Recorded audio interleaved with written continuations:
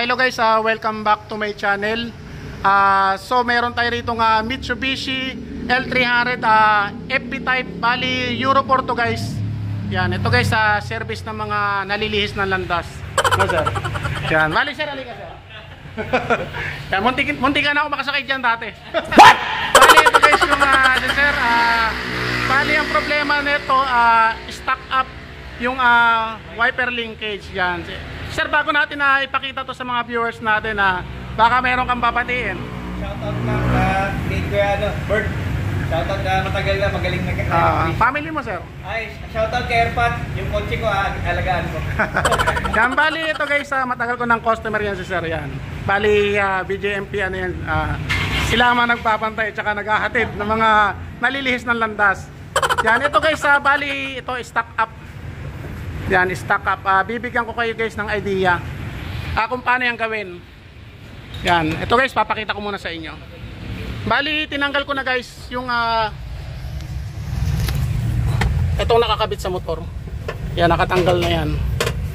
Yan, ganito lang guys ang gagawin nyo. I-check nyo muna ang motor kung buo. Tatanggalin nyo muna yung guys yung arm nya, yung tinanggal ko. Yan, ito guys, nakakabit yan dito sa may motor. Yan, bali check muna natin guys kung buo yung motor. Tulad nito, na-check ko na buo yung motor niya ito. Buti hindi nasunog. Yan, switch natin. Yan guys, umiikot. Yan, ibig sabihin guys, buo yung motor. Yan, patayin natin.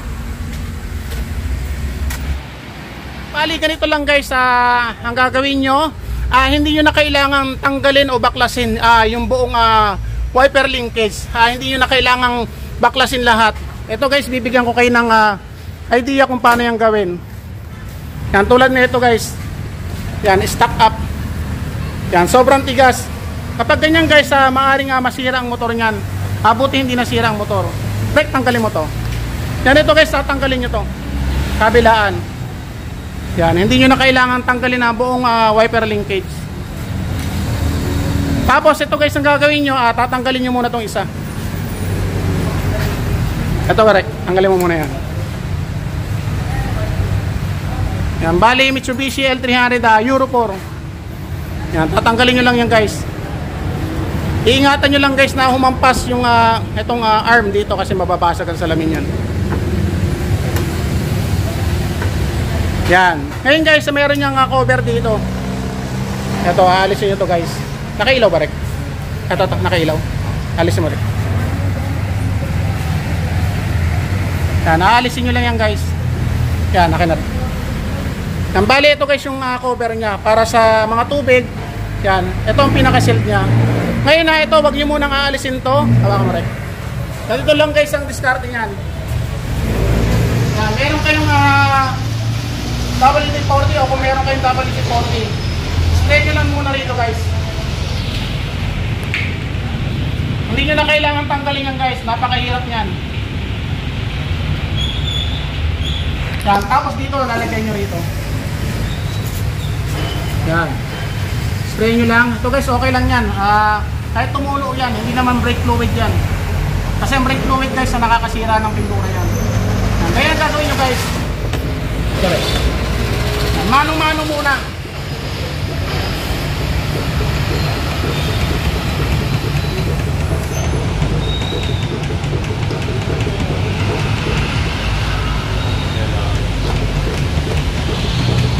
Yan, ito guys, lumalabas na yung ano niya, yung mga kalawang. Yan, ito. Napakasimple lang yan guys. Walang kapagod-pagod yan.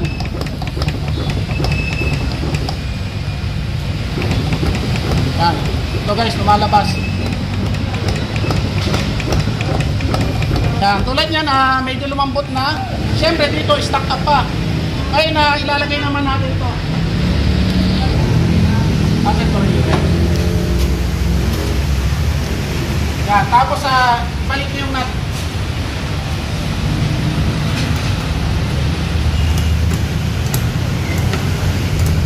Yan. Ngayon, dito naman tayo. Sa kabila. Yan, tatanggalin lang to. Tapos lulubog nila ng konti. Yan. Tanggal na guys. Tapos sa goma.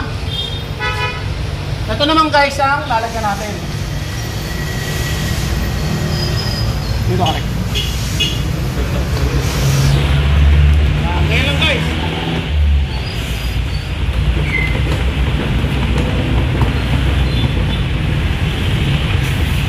Sa maghapon lang guys, maluwag na yan. Ano sir? Hindi mo kasi kinakalas ko yan. Hindi ba sir kakalasin mo yun?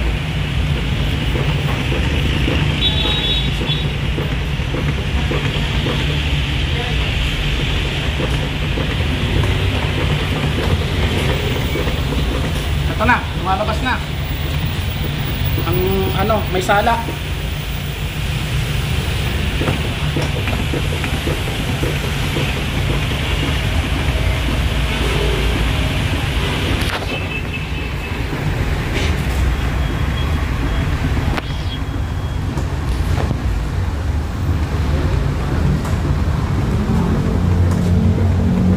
Kahit anong sasakyan guys, ganyan ang gagawin nyo. Huwag kayo nang babaklasin yung ano.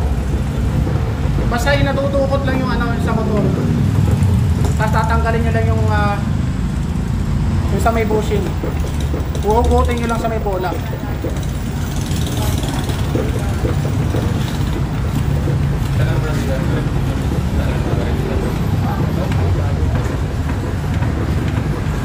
Kaya, ngayon medyo lumambot na.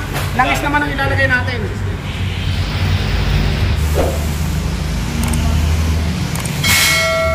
Ito guys, Singer oil para magandang kantahan.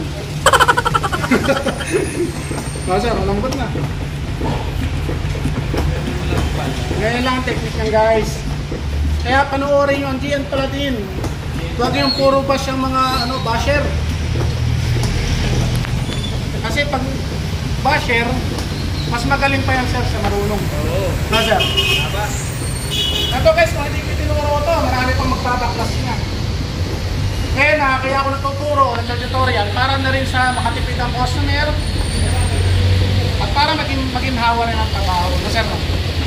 Basta mag-subscribe kayo, GN Paladin. Oo, subscribe lang. Ngayon sa mga basher natin, papangunguting kayo. So sir? Mamatay kayo sa inggit. Oo. Pag pinangungut kayo,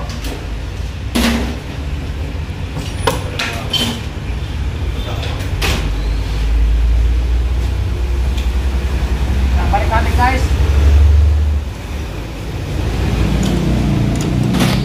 Ilang minuto na rin? 8. Ha? 8. Kasi ayoko na may cut eh. Kasi pag may cut, may daya. So sir? Sabihin nila ng daya kasi may cut. Oo. Ito, walang cut to. Totoo yan guys. Pag may cut, may daya. Konting paling lang ng ulo, may cut yun. So sir?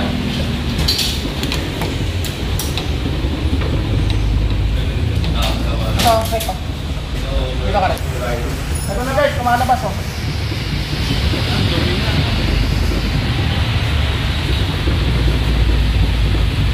Sir, paabot na yung blue. Hindi, ano mo? Yung blue mo. Kasi sa totoo lang guys, kung paano natin ginagawa yan, ganun nyo rin gagawin niya kapag binunot niya yan. Walang pagkakaiba.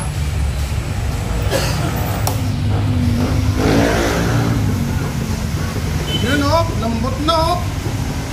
Lumabas na. Lumabas na yung katas. WD-40 sir, tapos Singer oil. Huwag yung gagamitan ng mga used oil. Singer oil, mas maganda kasi sa electric pan sir. Diba? Hindi na inikot ang Singer oil.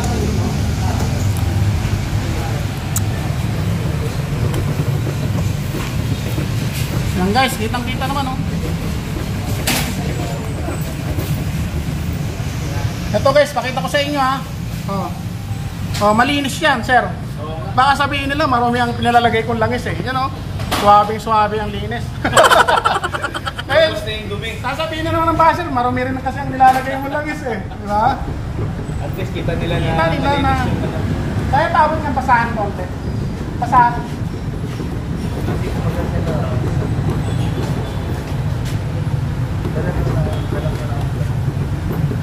Inuunahan ko lang guys yung mga basher. Ano sir? Okay, ngayon, babalik na natin. Ito, kailangan guys ibalik nyo yan. Yan, kasi pang silk yan.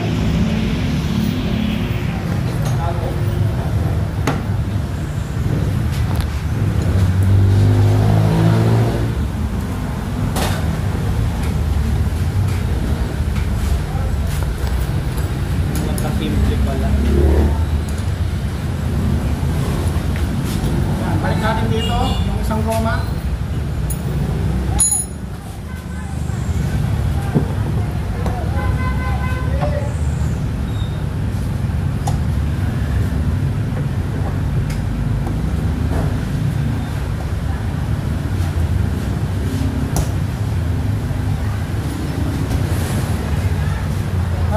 Marami na akong ginawa na ito guys, kaya lang hindi ako nagbe-video eh. Itong ganito.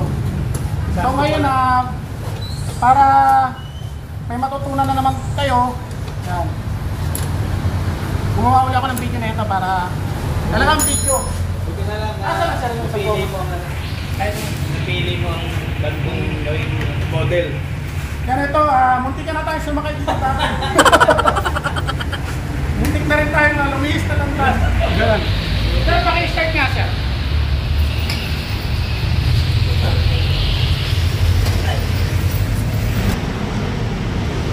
Sige sir, start mo nga sir.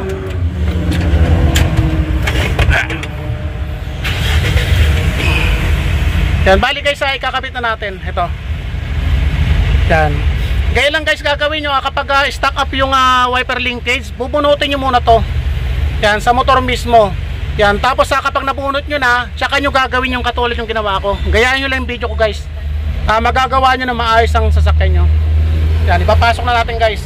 Medyo ingat lang guys kasi kapag mahina na yung plastic at ipinasok nyo, minsan nalalaglag yan, natatanggal. Kaya medyo ingat lang guys. Yan, bibilis ang tibok ng puso nyo guys kapag natanggal yan. Yan, ngayon guys testing natin. Sige sir, intermittent mo yung unang pihit. Yun o, sige Rek, lagyan mo. Yan, low. Yan sir, di ba? Napakatulin. Bilis na. Sir, ano masasabi mo sir? Very good. Hi sir, hi. Hello. Sa mga followers ni Bert. Sir, baka may papatingin ka ba? Shout out sa boss ko, sa aming warden, Sir JT. Salamat sa budget.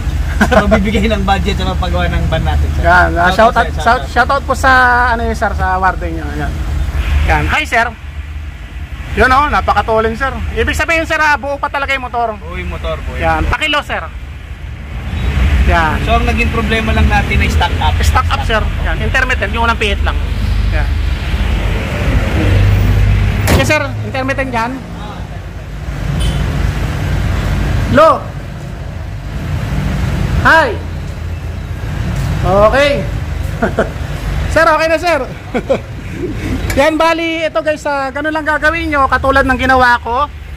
Wag nyo na ipapabaklas guys yung wiper linkage.